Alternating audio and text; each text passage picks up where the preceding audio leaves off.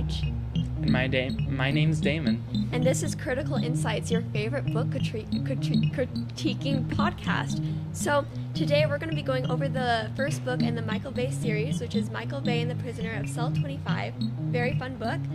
This book is a science fiction novel that was published in 2011, and it's directed towards people ages 12 and older. This is one of my favorite books because the author Richard Paul Evans writes it in a very fun way that keeps the readers engaged. And Damon is going to give us a summary. Okay, and then just a general summary of it is Michael Bay is a freshman in high school, and he has Tourette's syndrome. And a deadly secret, He has electricity-related powers, and he tries to hide his powers from people at school. There's also this girl named Taylor who Michael likes. One day, Michael's bullies tease him a little bit too much. Michael loses control, zaps, tases them, basically. But Taylor is there, and she was watching.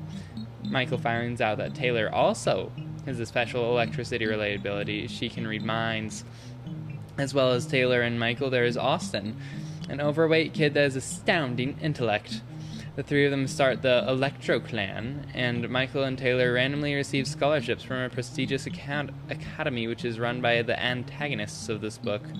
They don't really go to it because it's really sus. And then Taylor's just kind of kidnapped from her cheerleading practice, and Michael's mother also gets kidnapped. So Michael goes to try and rescue them and fails. Michael is imprisoned and tortured in Cell 25 and escapes, managing to make other Lecter children defect in the process.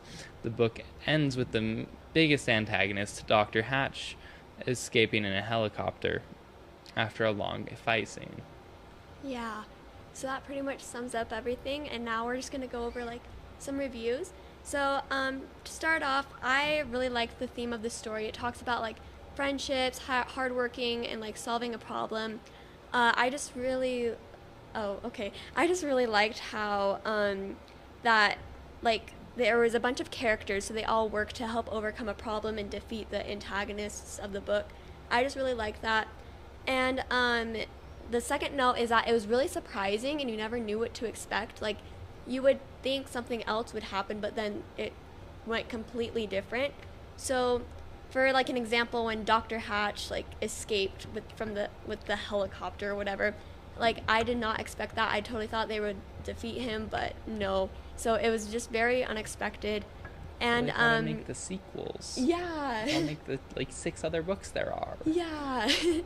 And it was just very descriptive, and I feel in my personal opinion, you never got confused. It was just very he wrote it in a way that was I don't know, just really understanding, and your brain could process and comprehend it. And the story went well in depth of what the powers were because there were many kids with super abilities, and it made it the author Richard Paul Evans made it descriptive, and everyone had their own powers, and you could feel I don't know how to describe it, but it was just a very nice way of describing the powers. But something I didn't really like is I felt there were way too many characters towards the end with the other kids in the prestigious academy. I think there was a girl named Abigail or something, and there's a bunch of other kids, and there's Michael's bullies. It's just so much characters to keep track of, so you kind of got confused. But other than that was it was really good. And that's my first half of my notes, and then we'll switch to you. Okay. Personally, I hated the book. It was awful. Okay? Almost at every point in the book, when whatever was going on, whether he was being tortured or he was going out to get pizza, it was the same type of writing, same tone. It was just almost monotone the entire book. It wasn't, you couldn't feel the excitement in the writing, Yeah. And then there's a absurd amount of stereotypical just madness going on the entire time. For example, Michael was a poor bullied kid that the principal had a random vendetta against. The unpopular kid ends up dating the very popular kid. He had a sad childhood because his dear old papa wasn't there, and his mother had to work on her own, and just so many other generic stereotypes. the book is just a generic stereotype in a lot of ways, honestly. But then in the first few pages, this is a part where it doesn't conform to stereotypes, but it really should have. It insults the reader in the first couple of pages. It's saying, quote, "Unlike you, I live in Idaho. Don't ask me what state Idaho is in. Newsflash, Idaho is a state." And this is honestly kind of derogatory, especially because you can tell while reading it, it's written for like 2 and 3-year-olds. So like, they can't understand this is really sarcasm because they're 2 and 3-year-olds. So they're gonna feel insulted and cry to their mother. And then I think it's about time for intermission. Yeah.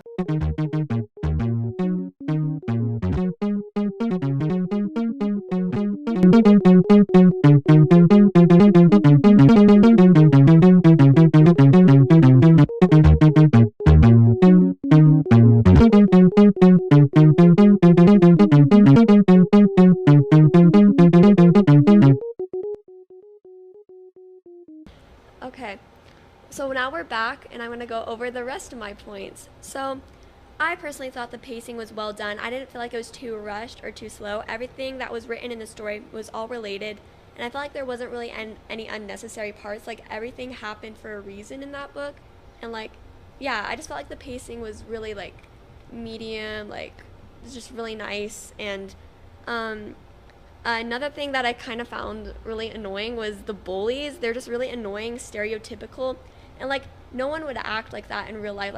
Like bullies, like they send very backhanded compliments in like real life, but like in this book, it's just so unrealistic. It's just like a high school drama movie. Like Nobody really like shoves people in lockers and like no one does sticks that. their head in toilets, Yeah. pants them in public. Like that isn't really. I mean, I don't know what's going on in other high schools. I'm going to be honest. But Yeah. at least in this one, I've never seen Yeah. anything of that likeness. It's just not normal, but yeah. And then another thing, it had a really nice emotional impact. There were lots of like different emotions that were shown in this book, like suspense, anger, confidence, sad, relatable moments, and it was just nice to like feel what the characters were feeling through the writing of the story. And character analysis, I felt like the author established the personalities really well, and like the dialogue between people was like just very real, how like regular people like us would communicate most of the time. And then audience appeal, is it appropriate for kids? I think, yeah, it's a bit childish, and I personally think the audience, like some people might connect to like the story, like some people, like not the power stuff of course, but like they might relate to the characters' personalities and like the feelings in this story. And like I feel like the author did connect with the readers a lot most of the time, just like, I don't know, just like by making friends and overcoming a problem. So yeah, my overall rating is an 8.5 out of 10, and now we'll switch to you. Okay. Just to add on to basically what you said about the bullies earlier, they were just the most cliche bullies possible. On top of what you said earlier, they had a sad family life. So, like, as soon as the main character finds that out, basically, he's like, "Oh my gosh, no, I'm so sorry, no, I forgive you for everything ever." Okay. It's like, that would never happen. And then the bully just, like, becomes their bestie, would die for them, like that. That doesn't change in a day. Unrealistic. That doesn't. Yeah, I'm not very. Like, Michael just completely instantly forgets that he bullied him and his best friend, only friend actually, for years and years on end, and he just forgets that in an instant. Sure. Yeah. And then the characters in the book, they're supposed to be 15 to 16 years old. They act like they're like a range of 6 to 9 years old. Oh yeah. Like that's not how 15 and 16-year-olds act at all. And then also sexism. At one point in the book, Michael's mother states, "Trust me, we are all the same. We like clothes and jewelry and flowers." That is very clearly sexism. I mean, there's not much to say else about that. 2 to 3-year-olds reading that, they're gonna think, "Oh, that's funny.